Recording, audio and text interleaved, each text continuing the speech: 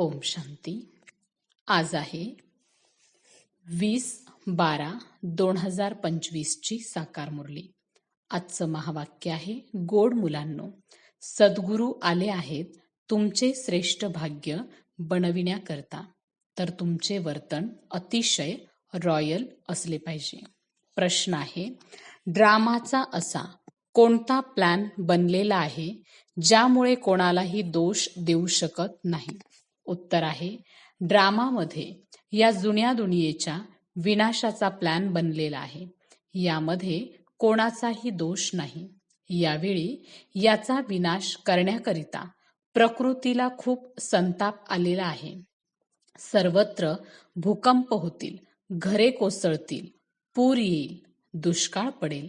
म्हणून बाबा म्हणतात, मुलांनो, आता या जुन्या दुनियेतून तुम्ही तुमचा बुद्धियोग काढा, सद्गुरूच्या श्रीमतावर चाला. जिवंतपणी देहाचे भान सोडून स्वतःला आत्मा समजून बाबांची आठवण करण्याचा पुरुषार्थ करत रहा. गीत आहे, हमें उन राहों पर चलना है जहां गिरना और संभलना है. ओम शांती. कोणत्या मार्गावर चालायचे आहे? गुरूंनी सांगितलेल्या मार्गावर चालायचे आहे. हे कोणते गुरु आहेत? उठता बसता लोकांच्या मुखातून निघून जाते वाह गुरु. गुरु तर अनेक आहेत. वाह गुरु कोणाला म्हणता येईल? कोणाची महिमा गातील? सद्गुरु एक बाबाच आहेत. भक्ती मार्गामध्ये अनेक गुरु आहेत. कोणी कोणाची महिमा करतात, कोणी कोणाची महिमा करतात. मुलांच्या बुद्धीमध्ये आहे, सत्य सद्गुरु ते एकच आहेत ज्यांची स्तुती केली जाते. सत्य सद्गुरु आहे तर जरूर खोटे देखील असतील. खरा सद्गुरु आहे संगमावर. बाबा म्हणतात, गायले देखील जाते, गती सद्गती दाता एकच आहे. ही बाबांचीच महिमा आहे. गती सद्गती संगमावरच मिळते. सतयुगामध्ये तर आहे एक धर्म. ही देखील समजून घेण्याची गोष्ट आहे ना. परंतु ही बुद्धी देणार कोण? तुम्ही समजता बाबाच येऊन युक्ती सांगतात. श्रीमत देतात कोणाला? आत्म्यांना. ते पिता देखील आहेत, सद्गुरू देखील आहेत, टीचर देखील आहेत. ज्ञान शिकवतात ना. बाबा म्हणतात, बाबांच्या ज्ञानाद्वारे तुमची सद्गती होते. बाबा म्हणतात, आता तुम्ही म्हणाल, वाह सद्गुरू वाह, जो आम्हाला हा रस्ता सांगितला. मुलांना देखील समजावून सांगतात, असे वर्तन करू नका ज्यामुळे त्यांची निंदा होईल. तुम्ही इथे जिवंतपणी मरता, देहाला सोडून स्वतःला आत्मा समजता. देहापासून न्यारी आत्मा बनून बाबांची आठवण करायची आहे. हे तर खूप चांगले सांगतात. वाह सद्गुरू वाह. पारलौकिक सद्गुरूचीच वाह वाह होते. लौकिक गुरु तर पुष्कळ आहेत, सद्गुरू तर एकच आहेत. बाबा म्हणतात, या शिक्षणाने ही राजधानी स्थापन होत आहे. शिक्षणाने किती उच्च पद मिळते. वंडर आहे ना. इतकी मोठी मोठी मंदिरे जे बांधतात किंवा जे मोठे मोठे विद्वान इत्यादी आहेत, त्यांना विचारा की सतयुगाच्या सुरुवातीला यांनी जन्म कसा घेतला, तर सांगू शकणार नाहीत. तुम्ही जाणता, हा तर गीतेमध्ये वर्णन असलेलाच राजयोग आहे. गीता वाचत आले आहेत, परंतु त्यापासून फायदा काहीच नाही. आता तुम्हाला बाबा बसून ऐकवत आहेत. तुम्ही म्हणता, बाबा, आम्ही तुम्हाला 5000 वर्षापूर्वी देखील भेटलो होतो. कशासाठी भेटला होता? स्वर्गाचा वारसा घेण्यासाठी, लक्ष्मी नारायण बनण्याकरिता. बाबा म्हणतात, या नावारूपापासून न्यारे बनायचे आहे. आता आत्मा हे देखील नाव तर आहे ना. बाबा आहेत सुप्रीम परमपिता. लौकिक पित्याला परमपिता म्हणणार नाही. परम शब्द केवळ एका बाबांनाच दिला आहे. वाह गुरु देखील यांनाच म्हटले जाते. बाबा म्हणतात, तुम्ही लोकांना रस्ता सांगण्यासाठी किती चित्रे इत्यादी बनवतात.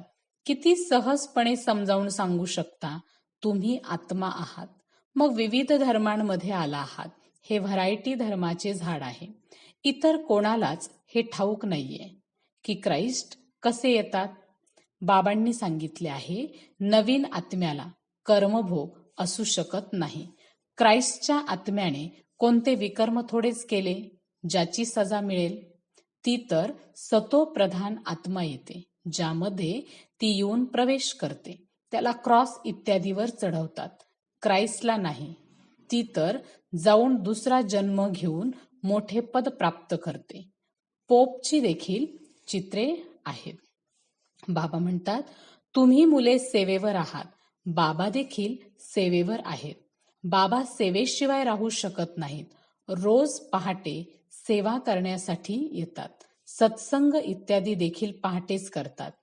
त्यावेळी सर्वांना वेळ असतो. बाबा तर म्हणतात, तुम्हा मुलांनी घरातून खूप पहाटे देखील यायचे नाही आणि रात्रीचे देखील यायचे नाही, कारण दिवसेंदिवस दुनिया खूप खराब होत जात आहे. म्हणून गल्लोगल्ली सेंटर असे जवळ असायला हवे, जे घरातून निघाले आणि सेंटरवर पोहोचले. सोपे व्हावे. तुमची वृद्धी होईल तेव्हा राजधानी स्थापन होईल. बाबा सांगतात, तर खूप सोप्या पद्धतीने आहे. या राजयोगाद्वारे स्थापना करत आहे. बाकी ही सारी दुनिया असणार नाहीये. प्रजा तर किती प्रचंड बनते. माळा देखील बनणार आहे. मुख्य तर जे अनेकांची सेवा करून आप समान बनवतात, तेच माळेचे मणी बनतात. बाबा म्हणतात,